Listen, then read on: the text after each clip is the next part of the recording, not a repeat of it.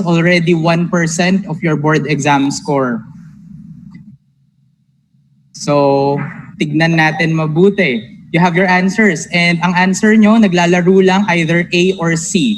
Yan ang majority of the answers.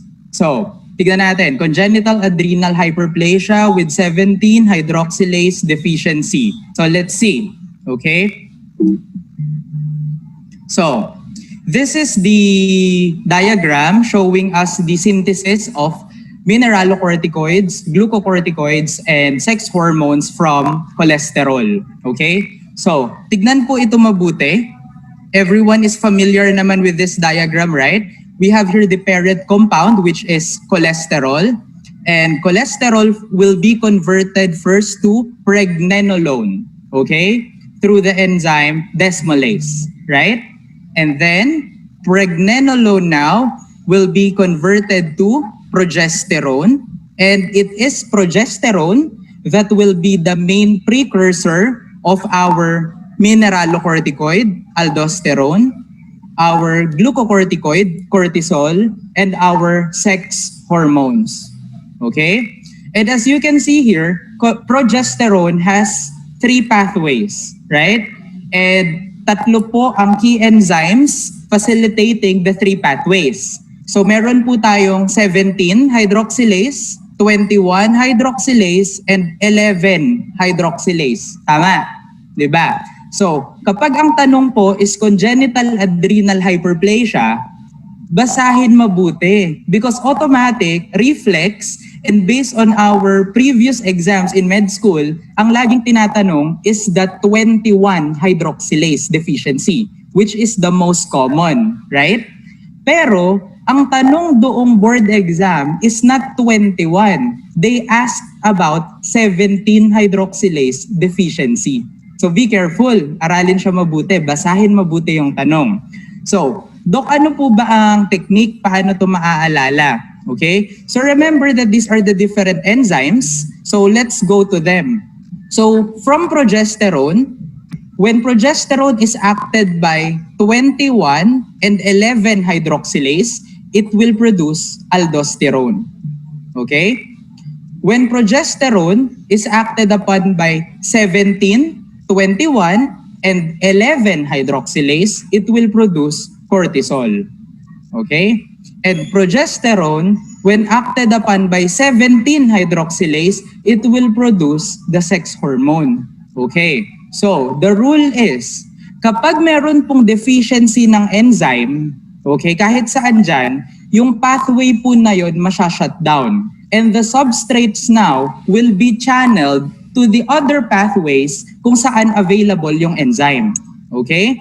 So, halimbawa, meron kang 21 hydroxylase deficiency, look at 21 hydroxylase.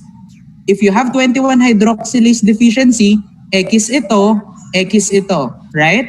So, wala kang cortisol production, wala kang aldosterone production. So therefore, meron kang madaming sex hormone production.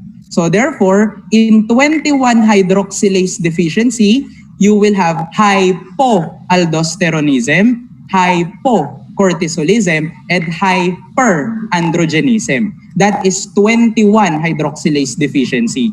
And that is letter C. So C is wrong because that's for 21. Ang tinanong nila, 17. Okay? So, tignan natin. If you have 17 hydroxylase deficiency, okay, tingin dito. Progesterone, 17 hydroxylase deficiency, ano ang mawawala? Ano ang mawawala when you have 17 hydroxylase deficiency? So, hindi magpo-proceed si pathway ng glucocorticoids, hindi magpo-proceed si pathway ng sex hormone. Right? So, this is the basis. Kaya lang, masyadong komplikado ito. Pero this is what the books will tell you. So, here in Expert MD, we got you. Ito lang yan. Okay?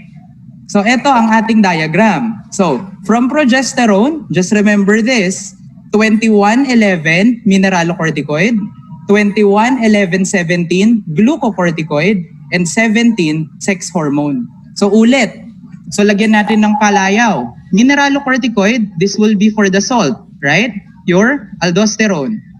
Glucocorticoid, cortisol, sugar. And then sex hormone, sex. So paano siya tatandaan? Salt, sugar, sex. Ulit. Salt, sugar, sex. And then memorize the numbers. 21, 11, 21, 11, 17, 17. Ulit. Salt, sugar, sex, 21, 11, 21, 11, 17, 17. So therefore, when you have 17 hydroxylase deficiency, wala ito, wala ito. So what will now be the manifestation? You will have hyperaldosteronism, hypocortisolism, and hypoandrogenism. Okay? And that is letter A. That's the answer for the boards. Is that clear? So just remember that, ha? I'll flash again the diagram kasi ulit-ulit ito lumalabas. So salt, sugar, sex, salt, sugar, sex. And then 21, 11, 21, 11, 17, 17. Okay? So kahit pa ulitin nila at ikut-ikutin nila yung tanong, kahit anong enzyme ang kulang dyan, you will get the correct answer. Alright? Sige. So yun yung board recall natin for today.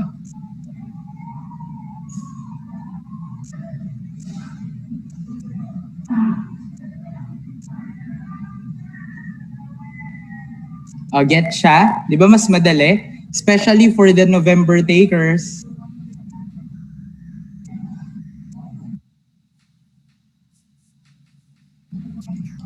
Let's test ourselves. What if meron tayong 11 hydroxylase deficiency? Let's say yun naman ang tinanong. 11 hydroxylase deficiency. So isipin lang lagi. Salt, sugar, sex. 21, 11, 21, 11, 17, 17. So, therefore, kung wala ito, hypoaldosteronism, hypocortisolism, and you have hyperandrogenism. Okay? Clear? Sige. So we'll have more of that in the following meetings. So ayan, nakita nyo na ha yung previous board recall natin. So sa mga sumagot ng letter A, that's correct. Okay? That's correct. Very good.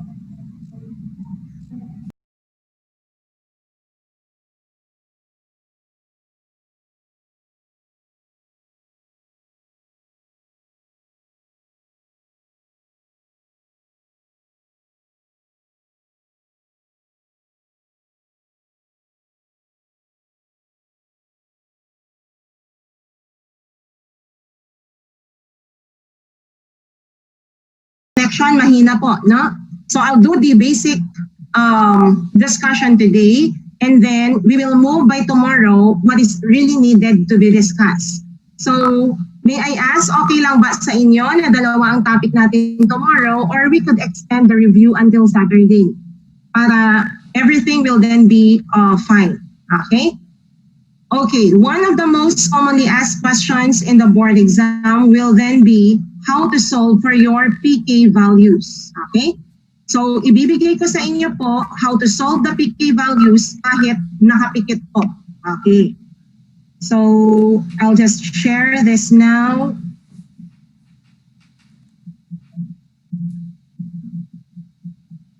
Okay, so this will then be your different PK values.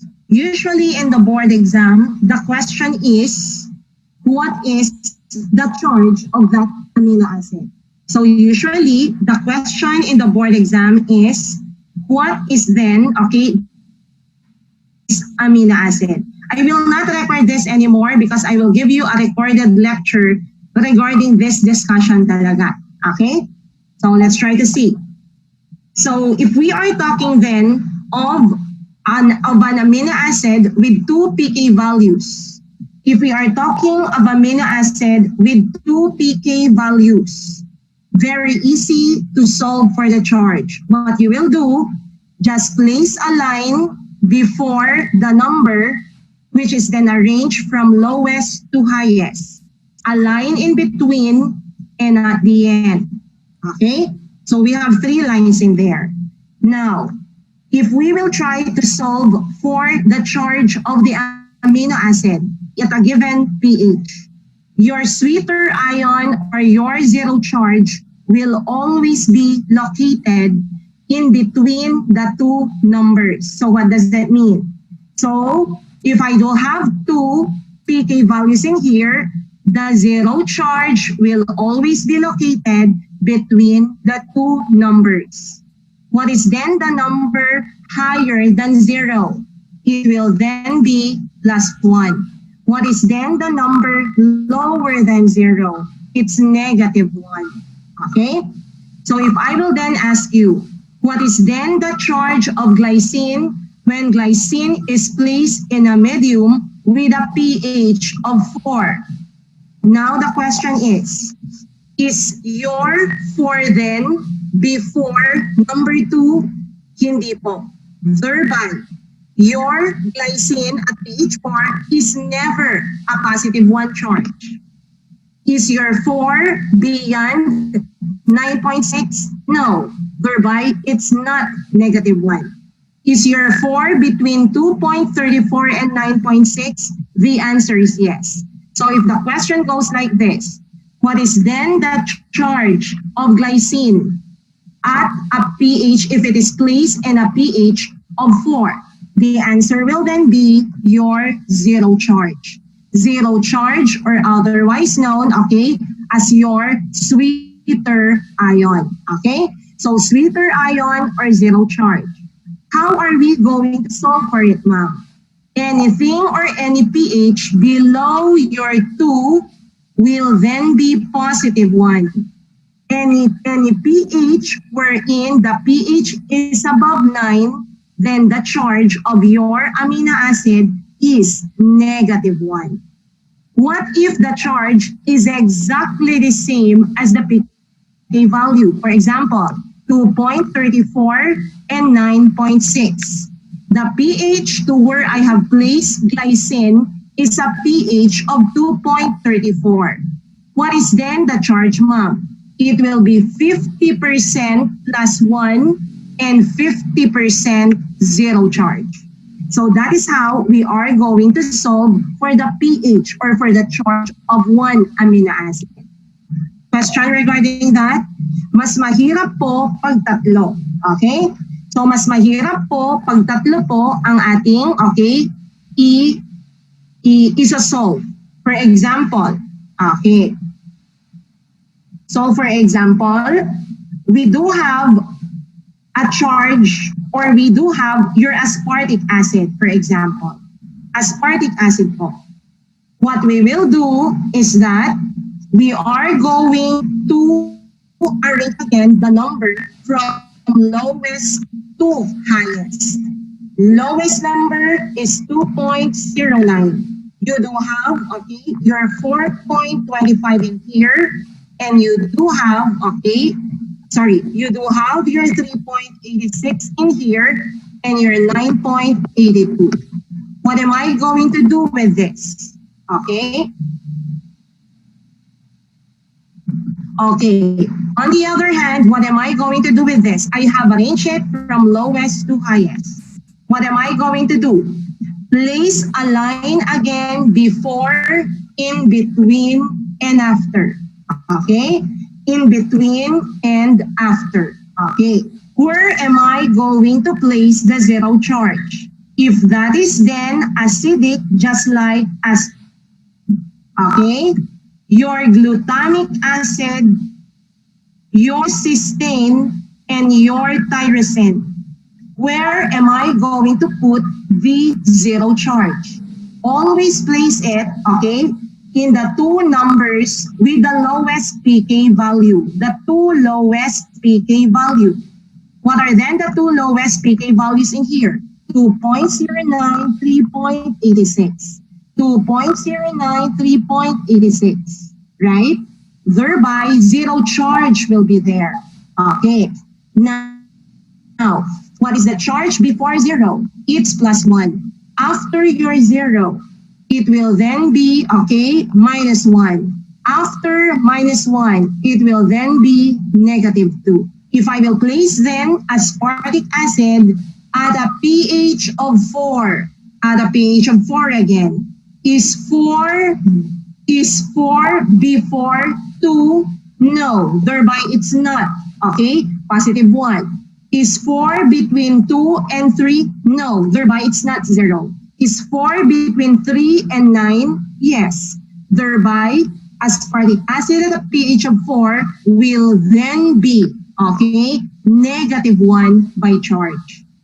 Get it? So again, aspartic acid, glutamic acid, cysteine, and tyrosine. How are you going to solve for it? You are going to solve, okay, by getting the two lowest numbers. Okay. If you will then be asked, what's the isoelectric pH of your aspartic acid? How do we define isoelectric pH? It is the pH when the amino acid has a zero charge. Siya raw po ang pH ng amino acid kung saan ang charge ng amino acid ay zero. Question. Okay. Will I have a zero charge? Will I have a zero charge? Okay. Will I have a zero charge if I am going to place your aspartic acid at a value of 2.5? Is 2.5 between 2 and 3? Yes. If I will place your aspartic acid at a pH of 3, is your 3 between 2 and 3? Yes. Is that still a zero charge? Yes. I've placed it at a pH, okay, of 3.5. Is the charge of aspartic acid still zero? Answer is yes. Now, the question is, saan po dito ang isoelectric point?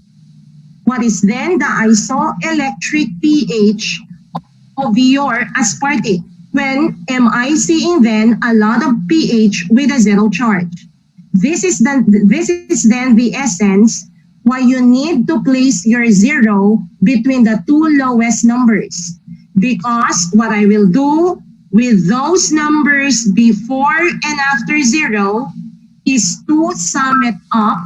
2.09 plus 3.85 equals around, okay, 6.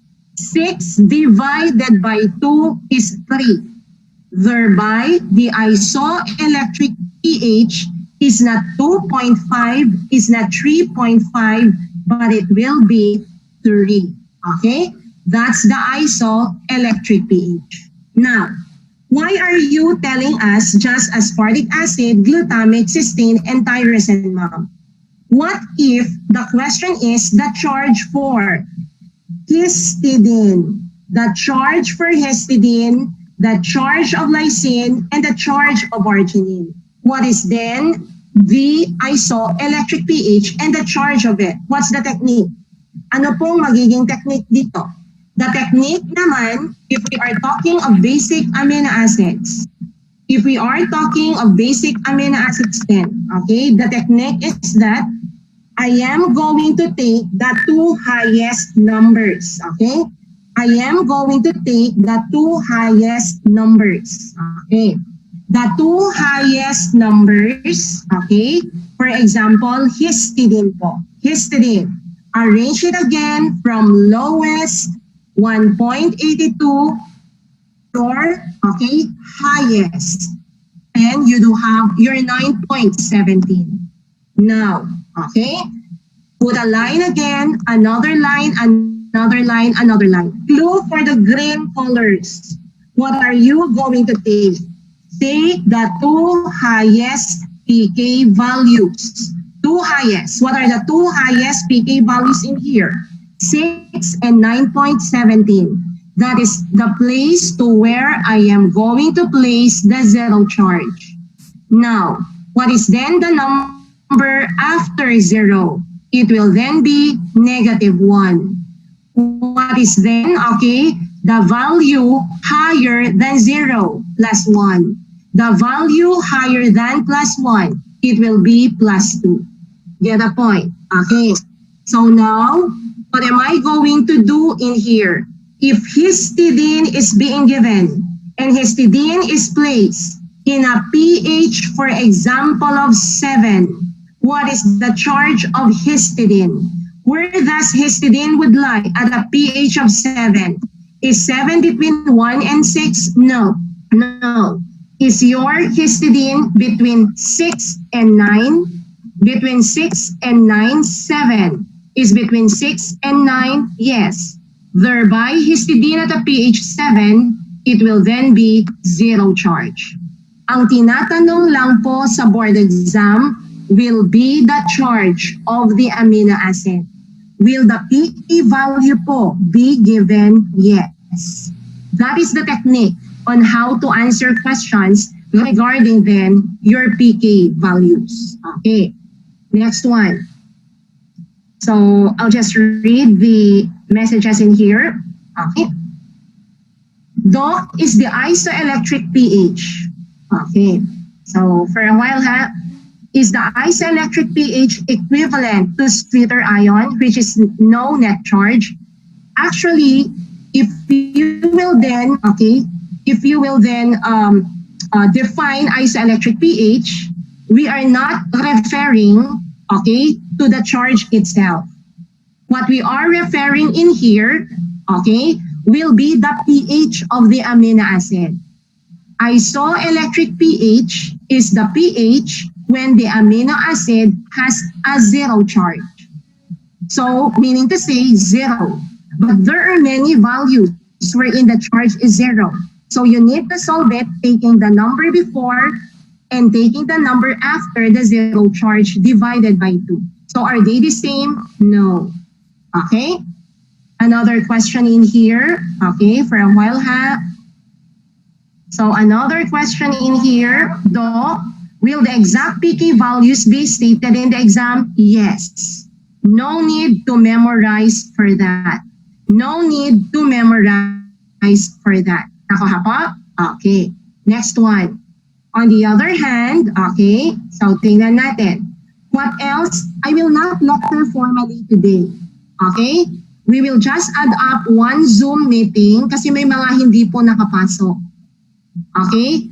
Na naka-enroll po, so medyo nagre-reklamo sila kasi we are really having difficulty with internet connection right now. Okay? So, to give chance for the others, hindi po ako magpo-formal lecture.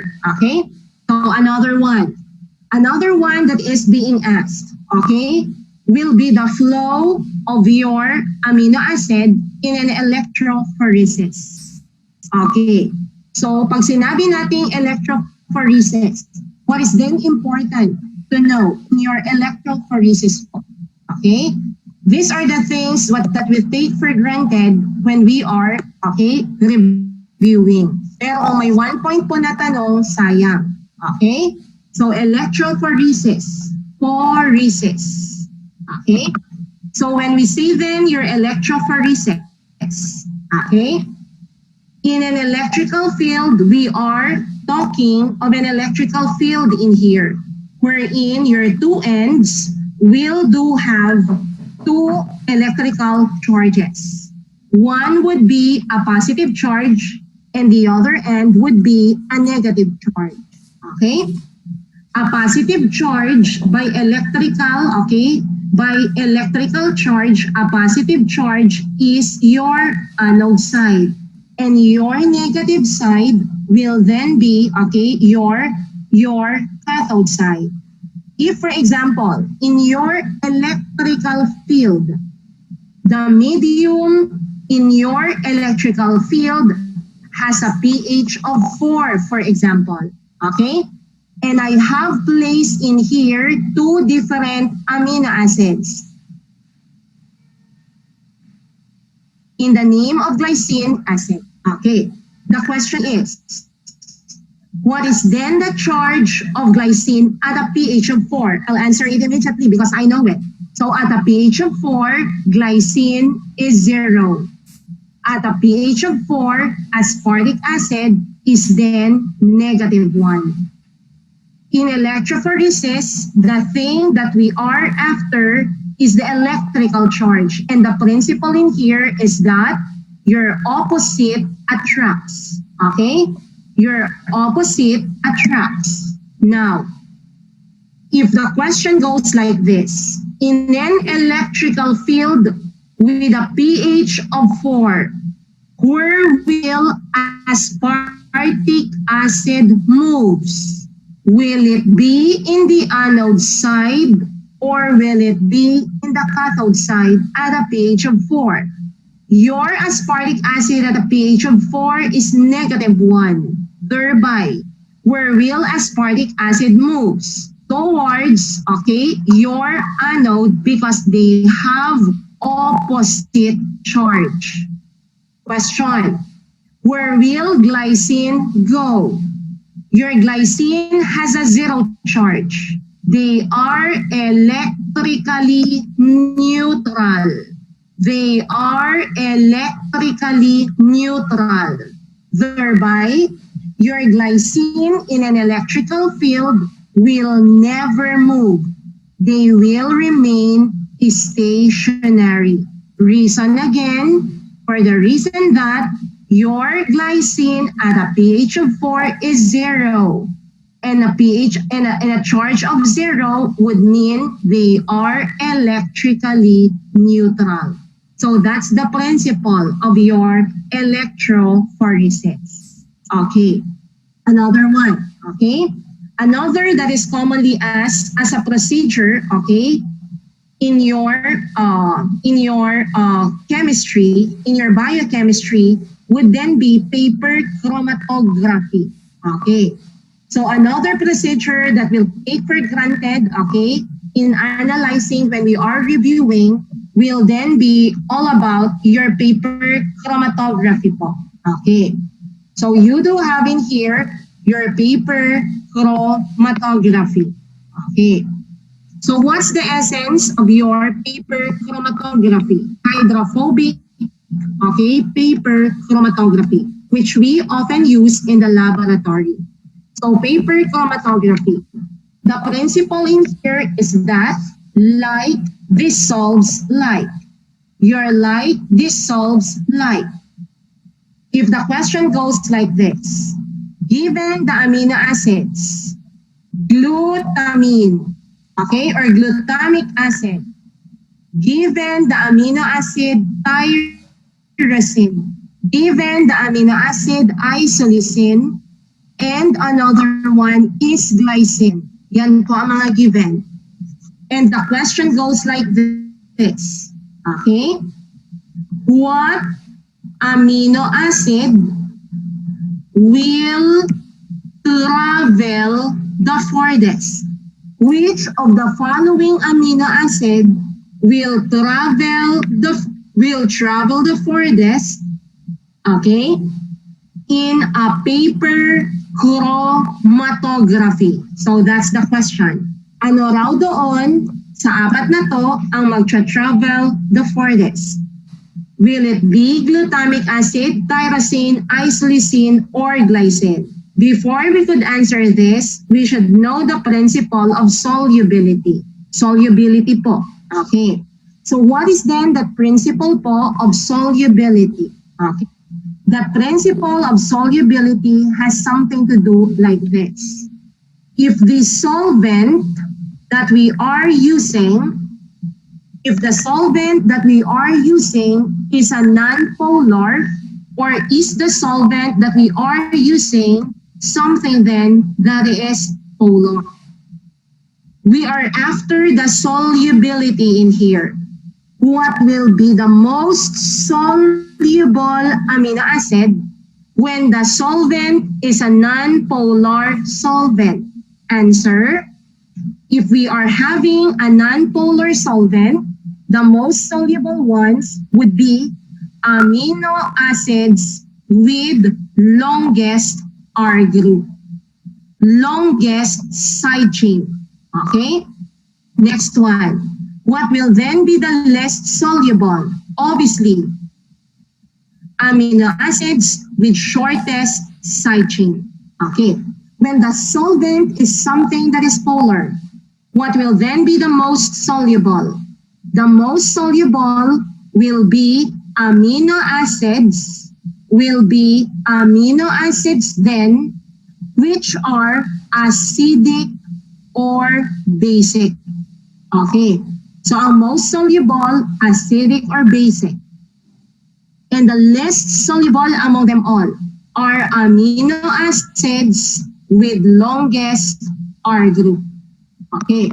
How can we answer this, ma'am? Okay. We must have to know the polarity of your amino acids. I guess right now you have memorized already what amino acids are polar, what amino acids are non-polar po. Tama ba? Okay. So let's try to summarize. Ma'am, what are then the polar and the non-polar amino acids? Okay, I'm sure you know this already. We'll start with the non-polar ones. You do have your glycine. You do have your alanine, your branch chain amino acid, valine, leucine, isoleucine, methionine, proline, and the aromatic amino acids, phenylalanine, and your tryptophan. I will repeat. What are the non-polar ones? Glycine, alanine, valine, leucine, isoleucine, methionine, proline, phenylalanine, tryptophan. From the given non-polar ones in there, may member ba sa sinabi ko dito, apat amino acids? Meron po. Your isoleucine is non-polar. There you go. Your glycine is non-polar. There you go. Thereby, if this is then, okay, non-polar, this is then polar, and this is polar. Anything that is not included in here, obviously is polar, right? What will travel the furthest? Solvent in your paper chromatography is always non-polar. It is always non-polar. Thereby, what will move together with the solvent? What will be dissolved with the solvent? Because the solvent is the one that moves. What will go with the solvent? Non-polar, right? Non-polar po. Sila ang lalakad kasama ni solvent. Kasi si solvent yung lumalakad. Get it? The filter paper, kaya nga paper chromatography. The filter paper will be the stationary phase. Stationary. Hindi lumalakad. The solvent that is used is non-polar. And the filter paper is made up of carbohydrate. And carbohydrate is then known to be carbohydrate, hydrate-loving. It is something that is polar. Question. Ano pong matutunaw kasama non-polar? It will be isoleucine and glycine. Ito po ang hindi magmo-move kasama ni stationary phase, polar and polar. Question then, what is more soluble in non-polar? Glycine or isoleucine? What's the side chain of glycine? It's just letter H. What's the side chain of isoleucine? It is something that is branch. Ano po ang mas mahaba ang side chain? Isoleucine. Thereby, what's more soluble with the solvent? Isoleucine. Tama po? Thereby, what will travel the farthest? It will then be your isoleucine. Okay, I will still record this in a more complete way. Okay? Para maintindihan po yung principle. And another one that comes out, a board exam question of 2019 September is your gel filtration chromatography. Okay. A board exam question, September of 2019. Ano po yun, ma'am? Gel filtration chromatography. Okay. So let's try to see the picture of your gel filtration chromatography. The essence of this class is separating your amino acids or your proteins based on size. It is based on size. It is not based on electrical charge. It is not based on solubility, but it is then based on, okay, the size of your protein. Look at this. This is then your gel filtration chromatography. This is then your gel filtration chromatography po. Okay? We are separating your proteins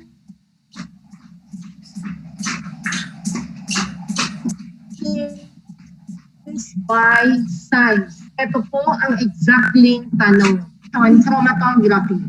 You are separating it by charge, by solubility, by affinity, or by size. Answer, it is by size. Can you still hear me? Okay. It is then separating it by size. Get it? Okay. Now, okay, in this column po, you do have this column, right? You do have this column po. Okay. And this column then is made up, okay, of your polymer beads. The yellow ones are the polymer beads. The polymer beads are porous polymer beads, meaning to say, they do have holes in it. May mga butas po sila. They have holes in it, right? The question is, which of the following protein mixture made up of small and large proteins would then come out first? Another board exam question. What will then come out first? Will it be the small or the large proteins? Anong paliwanag ko po? The polymer beads has holes. May mga butas. Kaya pag nilagay mo po yung protein mixture, yung maliliit po na amino acids or proteins will then be trapped into the polymer beads. And the one that will come out first will be the larger proteins. So what will then come out first? It will then be the larger proteins. Maliwanag po? Okay? So that will then be, okay, for your, what do you call this one? Procedures done in protein chemistry. Okay. So mga tinatake for granted po natin sa protein chemistry natin. Okay? So questions regarding that? Any question? Any question po regarding this? Okay, now, I wanted to do we need to memorize for a while ha? Okay. Now, I have just given a sample of a lecture po. For those who are enrolled under Biochemistry Batch 3 po, please continue studying your recordings po. Tomorrow, okay, para makuha po yung ating tamang, what do you call this one? Tamang pagkakasunod-sunod ng lecture po, audio is bad.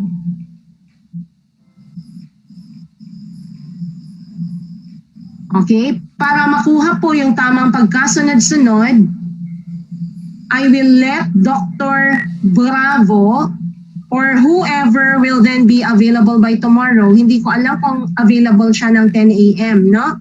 If hindi po siya available, I will do your nucleic acid, what do you call this one? Nucleic acid chemistry and metabolism by tomorrow.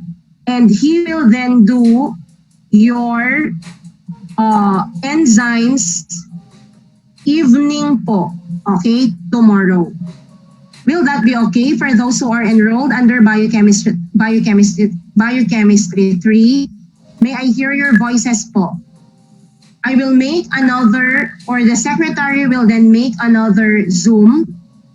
I will do in the morning the chemistry and the metabolism of nucleic acids, and Dr. Secretary will post. I will give you the Zoom